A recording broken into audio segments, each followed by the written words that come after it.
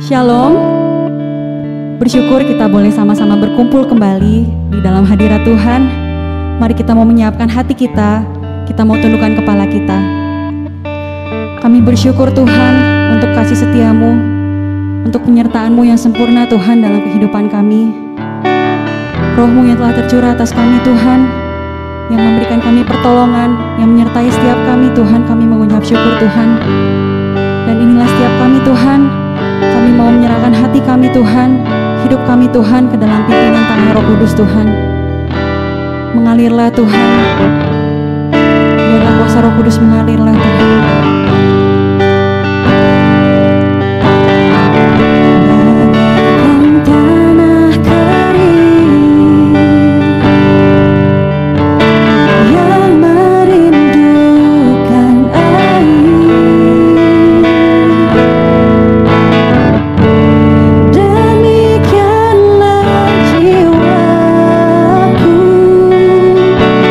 Haus akan Engkau.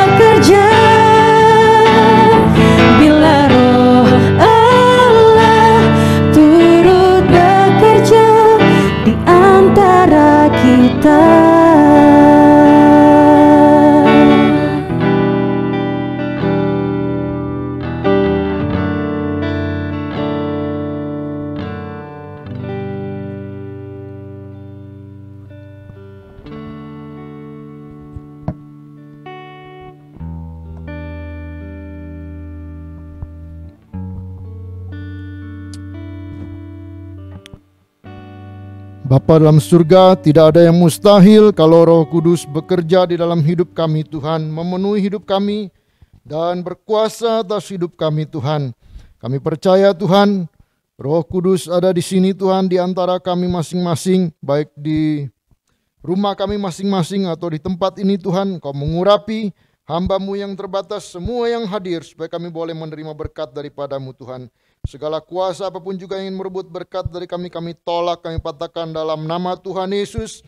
Dan biarlah Roh Kudus berkuasa di dalam hati kami, berkati kami dengan firman-Mu Tuhan, mengurapi kami semua pada hari ini. Terima kasih Bapa, dalam nama Tuhan Yesus kami berdoa, haleluya, amin. Shalom saudara, kita sudah mengikuti kebaktian PIP sampai 7 kali dan hari ini adalah kebaktian ke-8. Dan pada hari ini kita akan mempelajari suatu hal yang sangat penting, yaitu mengenai baptisan Roh Kudus. Karena kalau kita tidak mengalami baptisan Roh Kudus, tidak memahami apa yang kita akan pelajari pada hari ini, maka akan sulit kita mengalami kuasa Roh Kudus bekerja di dalam hidup kita, dan kita akan terus dalam kebimbangan dan kebingungan. Kita akan baca dalam Kisah Rasul 1 ayat 1 sampai 5.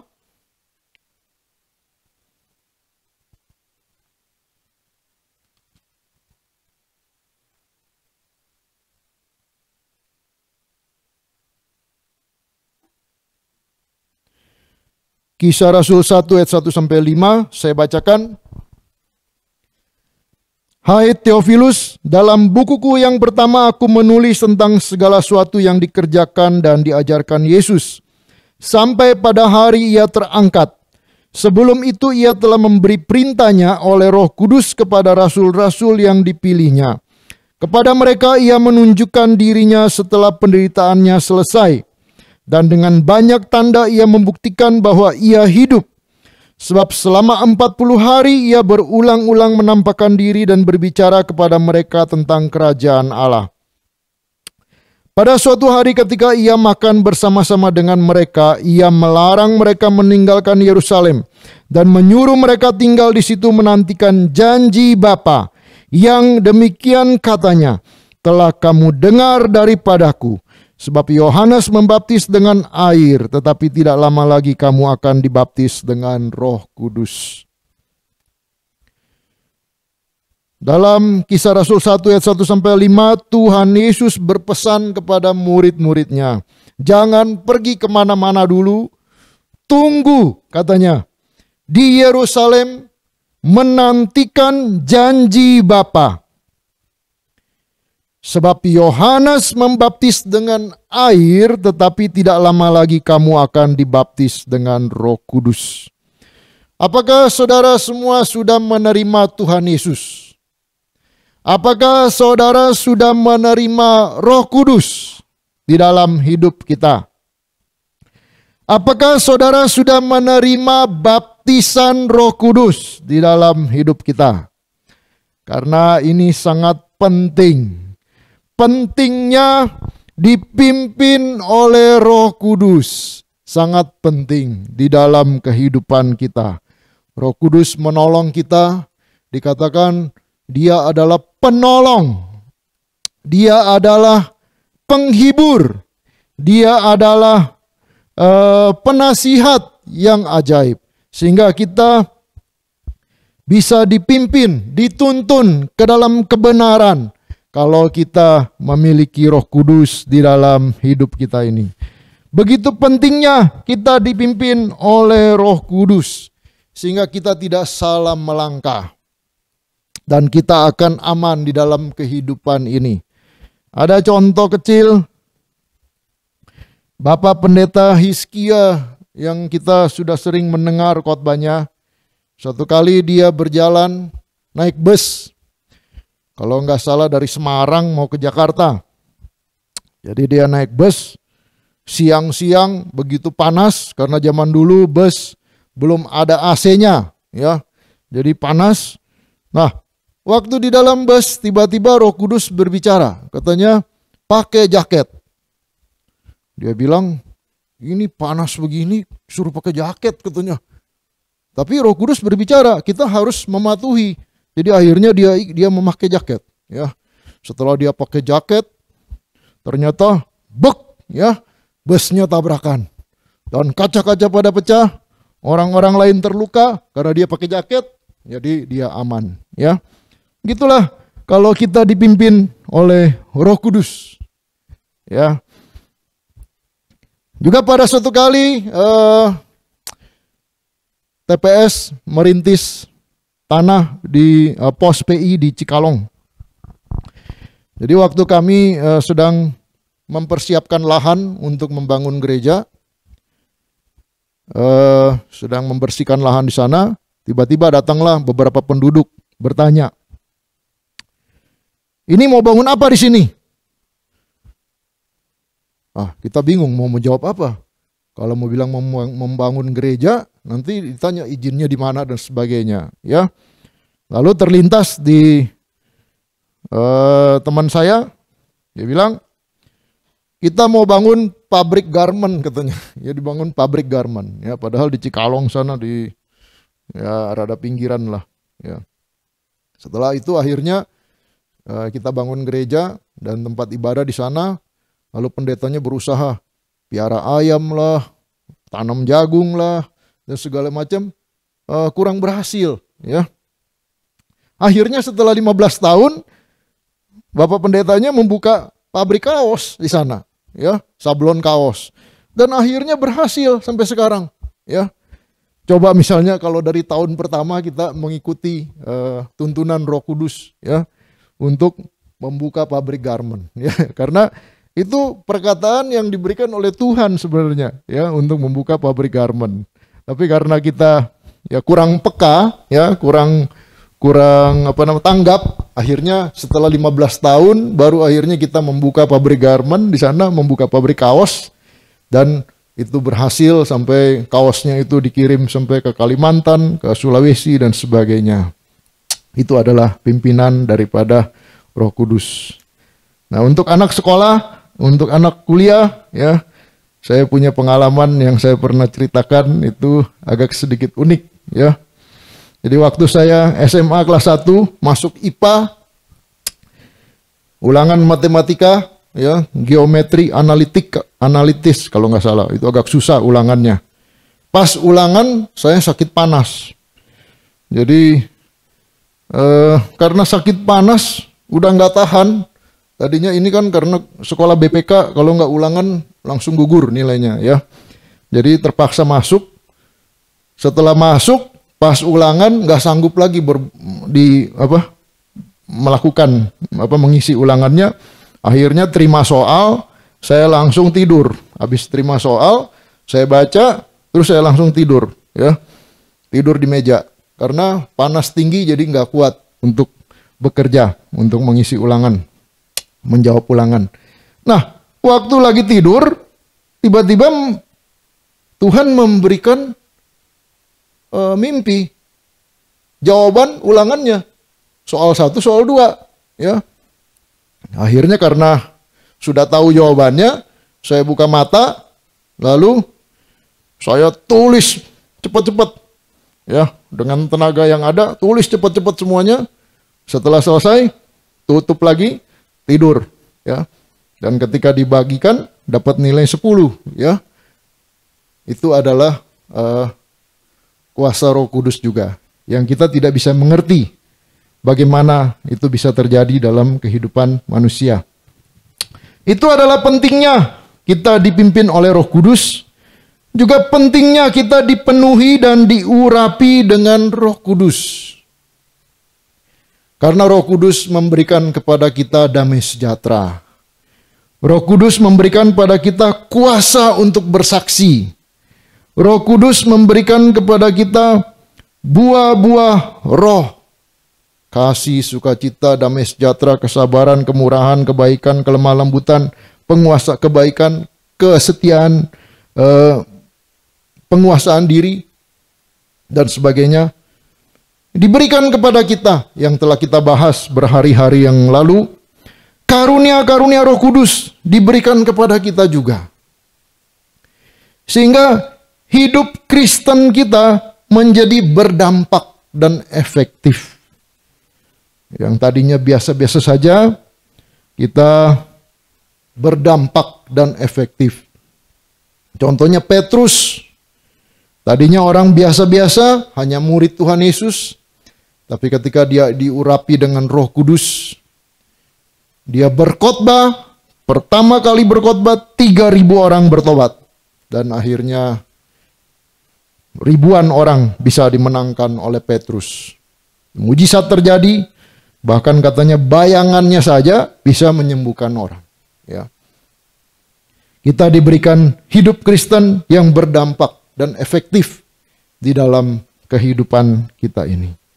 Tapi itu semua hanya bisa kita punya kalau kita menerima baptisan Roh Kudus. Nah, kapan kita menerima baptisan Roh Kudus? Ya, itu ada 2 macam baptisan Roh Kudus. Yaitu baptisan inkorporasi. Artinya ketika kita percaya kepada Tuhan Yesus, kita menerima Tuhan Yesus sebagai Tuhan dan Juru Selamat, kita lahir baru, kita dibaptis dengan baptisan inkorporasi, masuk menjadi anggota tubuh Kristus, kita memiliki Roh Kudus di dalam hidup kita, dan kita memiliki kelahiran baru di dalam hidup kita. Yohanes 3 ayat 5 sampai 6 berkata, jawab Yesus, aku berkata kepadamu, sesungguhnya jika seorang tidak dilahirkan dari air dan roh, ia tidak dapat masuk ke dalam kerajaan Allah. Apa yang dilahirkan dari daging adalah daging, dan apa yang dilahirkan dari roh adalah roh. Janganlah engkau heran. Sampai sini, sampai ayat 6. Apa yang dilahirkan dari roh adalah roh. Jadi kita dilahirkan dari air dan roh. Dan dalam Roma 8 ayat 9, Roma 8 ayat 9 dikatakan bahwa Roh Kudus itu adalah tanda bahwa kita ini adalah milik Kristus. Roma 8 ayat 9 sampai 11.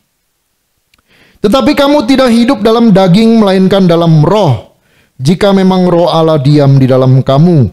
Tetapi jika orang tidak memiliki roh Kristus, ia bukan milik Kristus. Tetapi jika Kristus ada dalam kamu, maka tubuh memang mati karena dosa, tetapi roh adalah kehidupan oleh karena kebenaran.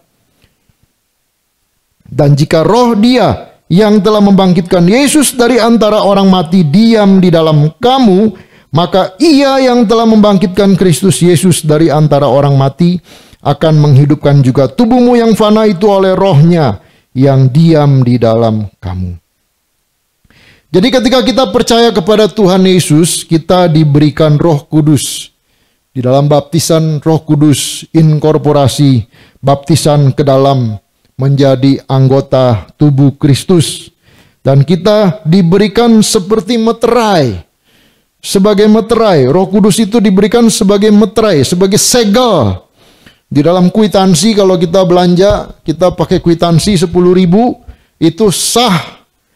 Begitu juga kalau kita percaya kepada Tuhan Yesus, kita menjadi anak Allah, sah kalau kita dimeteraikan dengan apa? Dimeteraikan dengan Roh Kudus. Coba kita baca Efesus 1 ayat 13-14.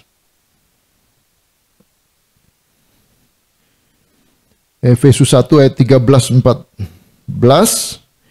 Di dalam Dia kamu juga, karena kamu telah mendengar firman kebenaran, yaitu Injil keselamatanmu, di dalam Dia kamu juga, ketika kamu percaya,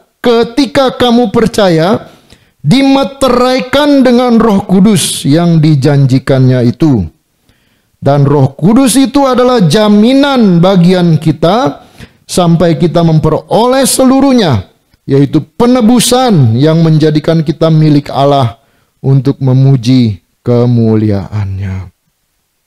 Jadi Roh Kudus itu, ketika kita menerima baptisan Roh Kudus, ketika kita percaya kepada Tuhan Yesus, kita menerima baptisan inkorporasi, di mana kita menjadi anak Allah, kita menjadi lahir baru, kita memiliki karakter baru di dalam Kristus, dan kita dimeteraikan dengan Roh Kudus sebagai jaminan, katanya, sebagai jaminan bagian kita. Kita dimeteraikan dengan Roh Kudus. Lah, lalu bagaimana tandanya kita dibaptis dengan Roh Kudus?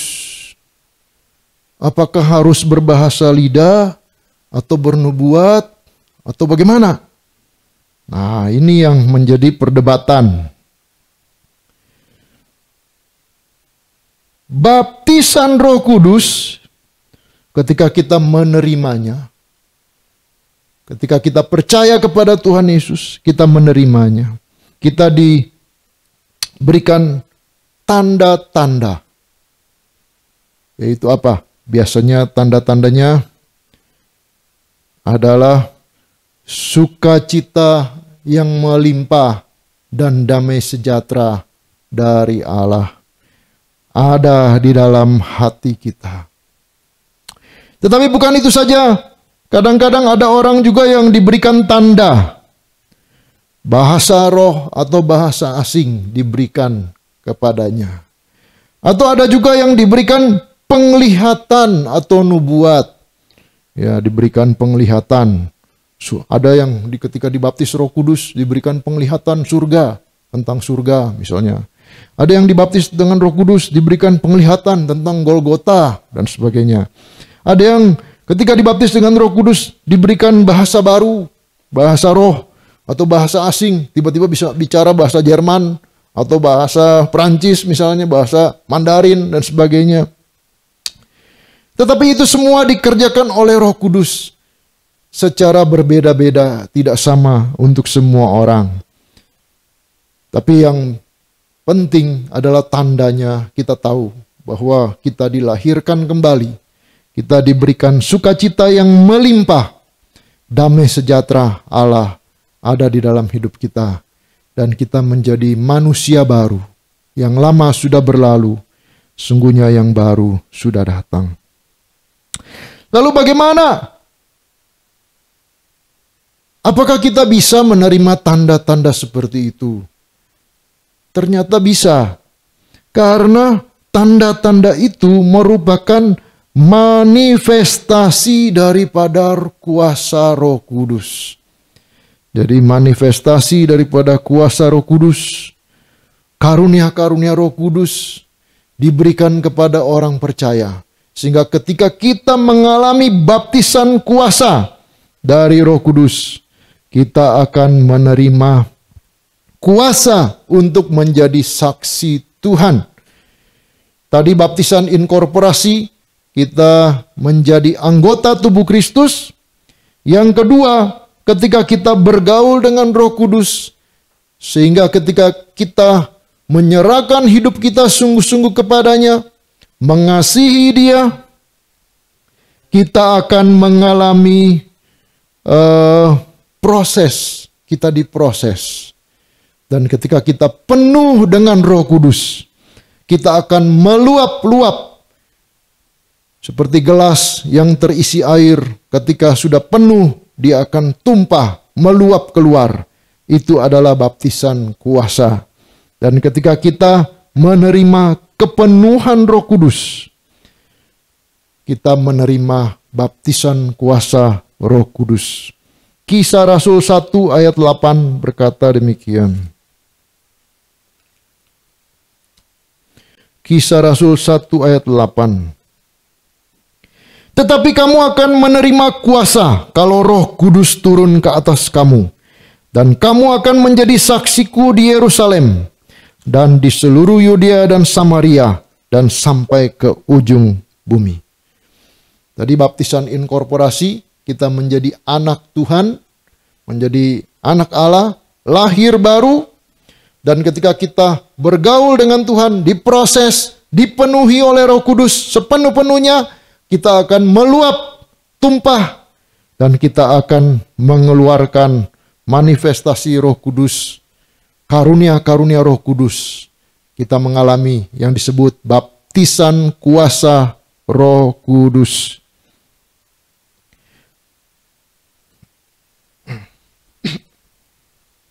Dan Roh Kudus itu adalah Allah. Dan kalau kita mengalami baptisan Roh Kudus, kita mengalami manifestasi kuasa Roh Kudus. Artinya, kita mengalami manifestasi dan kuasa yang selevel dengan sifat-sifat dan pribadi Allah. Yaitu apa? Roh Kudus itu Maha Kudus, Maha Tahu, Maha Kuasa, Maha Kasih, Maha yang sanggup mengadakan segala mujizat dan sebagainya.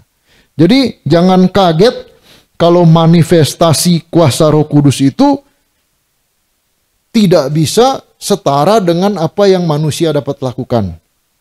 Jauh melebihi itu. Karena Roh Kudus adalah Allah, sifat dan pribadi Allah yang maha segala-galanya itu dinyatakan di dalam manifestasi kuasa Roh Kudus. Ya. Contohnya yang simpel, pada tahun 95 di Lampung itu ada gereja di atas gunung, di perbukitan pegunungan Liwa namanya, pegunungan Liwa. Di sana ada gereja GGP yang cukup maju, ya.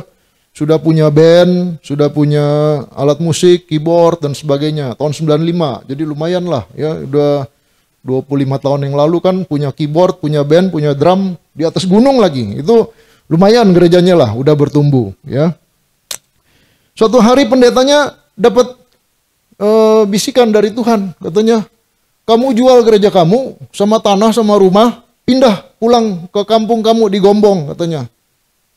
Semua, seluruh jemaat, karena mereka transmigrasi dari Gombong ke Lampung. Jadi pendetanya nurut.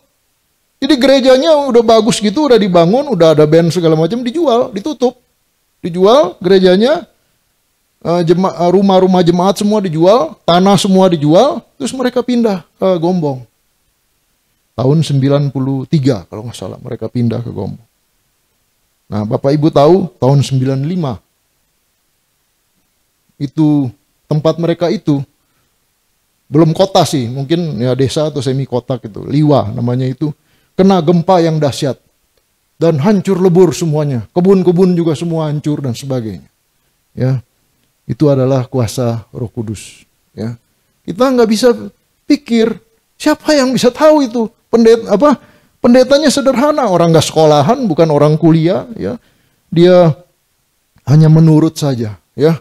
Kalau saya dapat bisikan seperti gitu, misalnya nih GGP Shalom kita jual, kita pindah semua misalnya ke mana gitu, pasti kan kita nggak akan nurut, ya. Coba siapa yang berani nurut begitu, ya. Tetapi pendeta Sayono kalau nggak salah namanya itu, dia begitu polos dan dia turut. Dijual semua gerejanya, tanahnya, rumahnya, mobilnya, semua alat musiknya semua dia jual. Terus dia pulang. Dan betul, 1-2 tahun kemudian gempa bumi dahsyat terjadi. Hancur lebur semuanya. Tapi mereka selamat, satu juga nggak ada yang korban. Ya. Itu adalah manifestasi dari kuasa Roh Kudus, karunia mujizat dan pengetahuan. Bisa disampaikan, dia bisa tahu sebelum terjadi 2 tahun sebelumnya.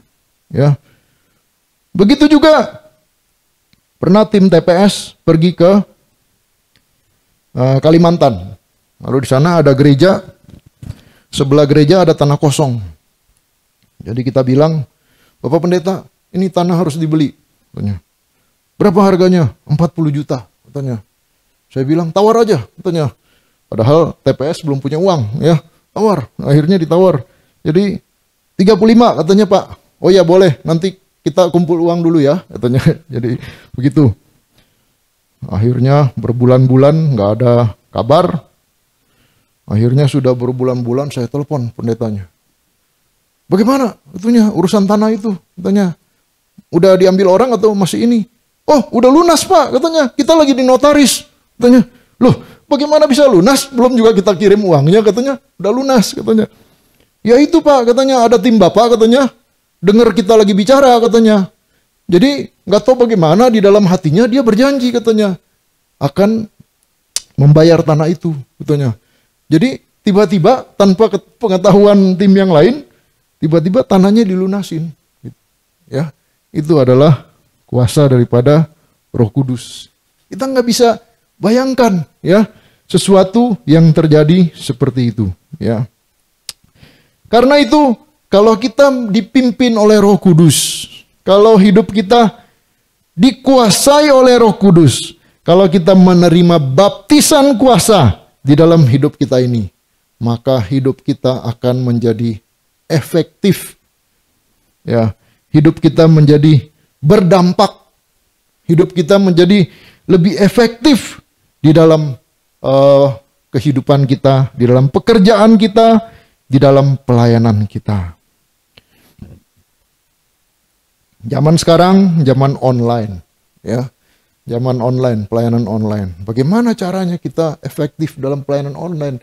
Kita bisa bicara, kita bisa berdoa kepada Tuhan. Tuhan, tolong kita di dalam pelayanan online ini. Bagaimana caranya? Kita nggak tahu, tapi sewaktu ini rekaman di-upload misalnya, tiba-tiba ada orang yang lagi search Google misalnya, bisa diarahkan dia. Tiba-tiba ketemu dengan rekaman yang kita upload. Dan akhirnya orang itu diberkati. Itu adalah juga kuasa daripada Roh Kudus yang sanggup mengadakan melebihi kemampuan kita, yang sanggup mengadakan melebihi apa yang kita bayangkan atau apa yang kita pikirkan.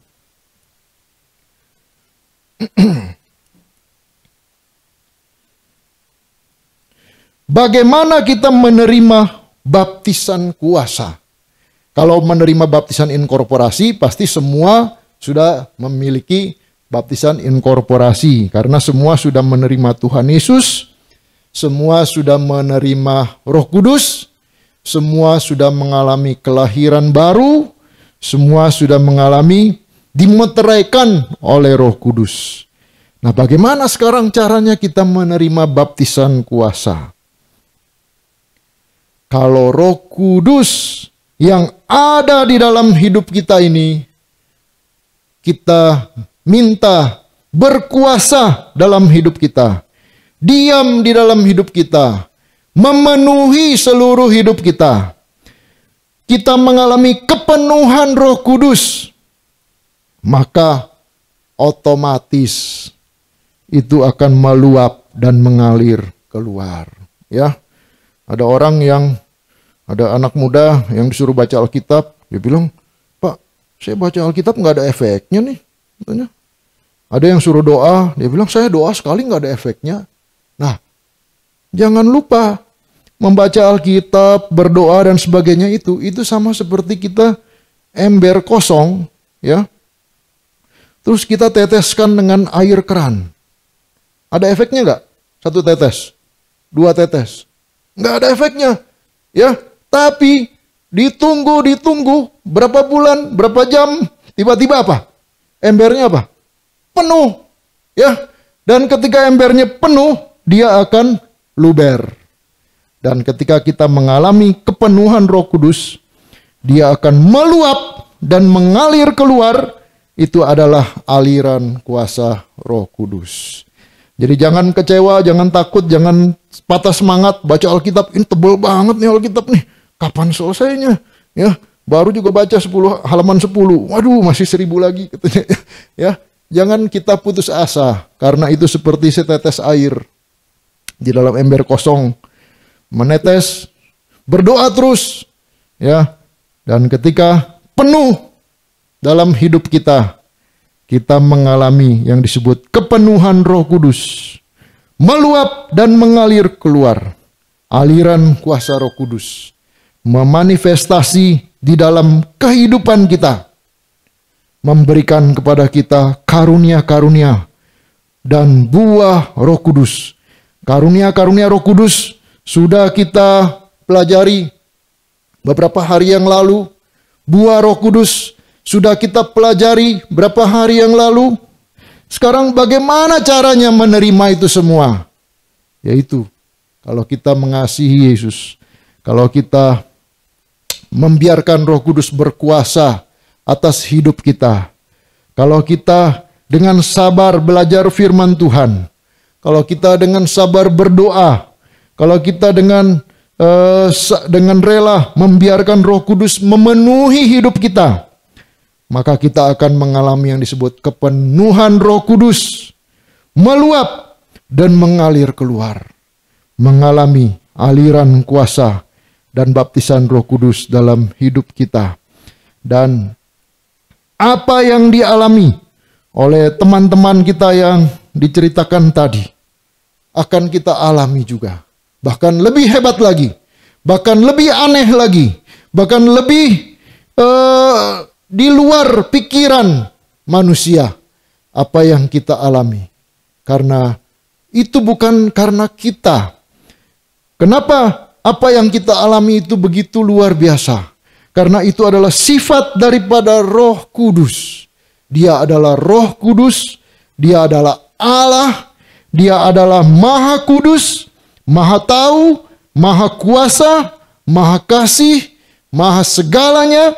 Dia yang akan bermanifestasi dalam hidup kita, mengalir dan memberikan buah-buah Roh Kudus dan kuasa Roh Kudus di dalam hidup kita. Jangan sampai kita hanya mempelajari tentang Roh Kudus ini dalam PIP, tetapi kita tidak mengalami baptisan inkorporasi dan baptisan kuasa Roh Kudus di dalam hidup kita. Untuk apa kita hanya tahu, tapi kita tidak mengalaminya? Inilah saatnya kita merenungkan firman Tuhan. Sudahkah Anda menerima Roh Kudus ketika Anda percaya? Sudahkah saudara menerima Roh Kudus ketika saudara percaya kepada Tuhan Yesus? Sudahkah dipenuhi oleh Roh Kudus? Atau kita masih berjalan mengikuti pikiran kita sendiri, kehendak sendiri, daging manusia sendiri? Dan rindukah saudara mengalami kuasa Roh Kudus di dalam hidup saudara? Kalau kita rindu mengalami kuasa Roh Kudus dalam hidup kita, kalau kita setia, kalau kita mengasihi Tuhan dengan sungguh-sungguh, maka kita akan melihat kuasanya bekerja dalam hidup kita. Kita diproses, kita dipenuhi dengan Roh Kudus. Kuasanya mengalir keluar melalui kehidupan kita. Dan kita menjadi orang yang berdampak, yang bisa hidup sebagai orang Kristen secara efektif. Dan kita bisa melayani secara efektif. Dan kita bisa melihat buah-buah Roh Kudus berbuah di dalam kehidupan kita. Dan kita menjadi berkat. Dan kita menjadi saksi Tuhan. Dan ketika Petrus diurapi dengan Roh Kudus, penuh dengan Roh Kudus, dia berkhotbah 1 kali. Dan 3.000 orang bertobat pada hari itu juga. Sesuatu pelayanan yang sangat efektif. Tidak ada panitia, tidak ada seksi musik, tidak ada tim doa, tidak ada song leader, singer dan sebagainya. Langsung berdiri, khotbah. Tidak ada juga yang mengumpulkan orang. Tetapi 3.000 orang bisa bertobat. Pelayanan yang sangat efektif.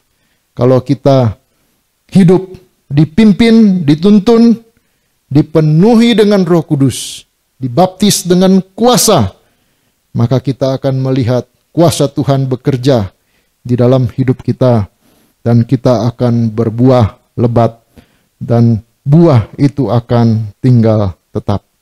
Mari kita berdoa.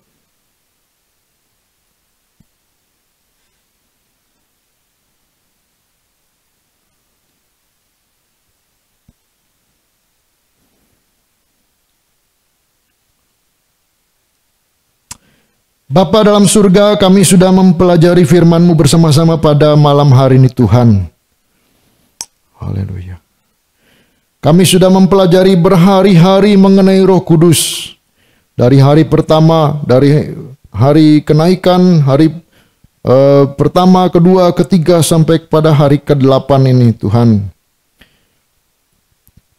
Tetapi bagaimana kami mempraktekannya? Itu adalah pertanyaan yang besar bagi kami Tuhan. Jangan sampai kami hanya mempelajarinya secara teori, tetapi kami tidak mempraktekannya dalam kehidupan ini. Kami berdoa Tuhan, buka hati dan pikiran kami supaya kami boleh mengerti, dan supaya kami boleh memahami dan melakukannya dalam hidup kami ini Tuhan. Terima kasih kalau Roh Kudus boleh masuk dalam hati kami ketika kami percaya. Dan kami boleh dimeteraikan menjadi anak-anak Allah, menjadi milik Kristus. Dan kami boleh diberikan jaminan Roh Kudus. Tapi kami tidak mau hanya sampai di situ Tuhan. Tapi kami mau melihat kuasa-Mu bekerja dalam hidup kami Tuhan. Kami mau melihat baptisan kuasa dialami oleh kami semua yang ada di rumah masing-masing. Supaya hidup kami boleh berdampak dan efektif. Supaya khotbah kami yang disampaikan boleh seperti khotbah Petrus, boleh berdampak dan efektif. Supaya doa kami yang dinaikkan boleh berdampak dan efektif. Supaya kami boleh melihat kesaksian kami yang kami ceritakan, baik secara langsung maupun lewat YouTube dan sebagainya, lewat medsos dan sebagainya, boleh berdampak dan efektif menjangkau jiwa-jiwa, dan banyak orang boleh diselamatkan. Kami berdoa Tuhan, penuhkanlah kami dengan Roh-Mu yang kudus. Kuasailah kami dengan Roh-Mu yang kudus. Biarlah kami boleh berenang di dalam Roh Kudus. Dan biarlah Roh Kudus boleh meluap-luap keluar dari dalam hidup kami. Mengeluarkan buah-buah dan karunia-karunia Roh Kudus. Supaya kami boleh menjadi anak-anak-Mu Tuhan. Yang menjadi saksi Tuhan di seluruh dunia. Terima kasih Bapa. Kami berdoa untuk teman-teman kami yang kecewa dalam pelayanannya atau dalam kehidupannya, yang mengalami banyak masalah dan sebagainya. Kami berdoa Tuhan, penuhkanlah dengan Roh Kudus. Berkuasalah atas mereka.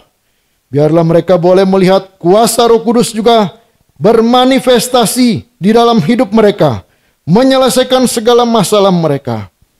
Saya berdoa Tuhan untuk COVID, semua pasien yang ada di rumah sakit atau di rumah. Kami berdoa Tuhan, kalau ada anak-anak Tuhan yang kenal dengan pasien-pasien COVID ini, kami berdoa, saudara-saudara kami, teman-teman kami, kenalan kami, atau siapapun juga Tuhan, kami berdoa Engkau mengulurkan tangan-Mu yang berkuasa menjamah, memulihkan dan menyembuhkan mereka dalam nama Tuhan Yesus. Kami berdoa Tuhan, di dalam masa pandemi ini Tuhan, banyak yang memerlukan petunjuk dan pimpinan daripada-Mu Tuhan. Apa yang harus kami lakukan? Apa yang harus kami putuskan? Apa yang harus kami kerjakan? Roh-Mu yang kudus memimpin kami Tuhan. Menuntun kami melalui lembah kekelaman ini. Menuntun kami melalui bayang-bayang maut ini Tuhan. Supaya kami boleh melihat kuasa-Mu bekerja dan nama-Mu dipermuliakan. Terima kasih Bapa. Kami menyerahkan seluruh hidup kami kepadamu Tuhan.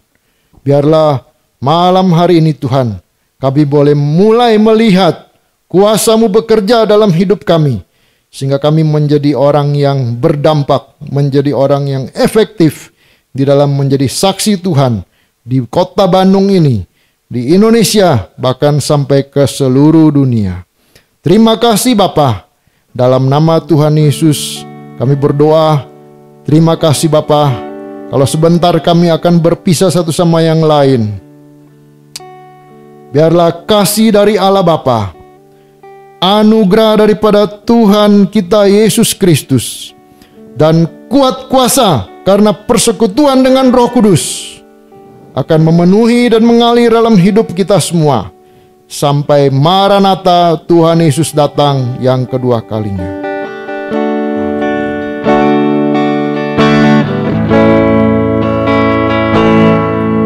Tiada yang mustahil dan tiada yang sukar bila Roh Allah turut bekerja. Tiada yang mustahil bagi orang percaya bila Roh Allah turut bekerja. Bila Roh Allah turut bekerja di antara kita.